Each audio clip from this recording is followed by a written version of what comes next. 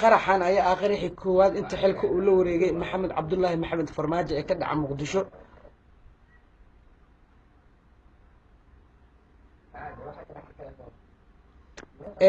dadka gadaalka igala soo qabsaday haddii aan mar labaad faahfaahinta aan u dul maro, qaraxa wuxuu ka dhacay degmada Wadajir, khaasatan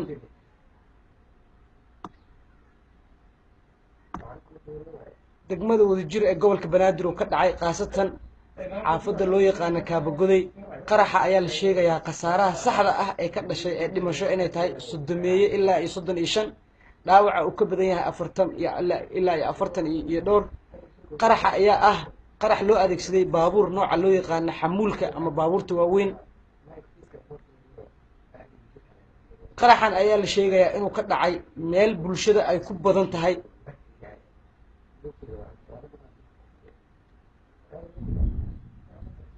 intay dhimatay Allah u naxariisto, intay kalena Allah caafiyo.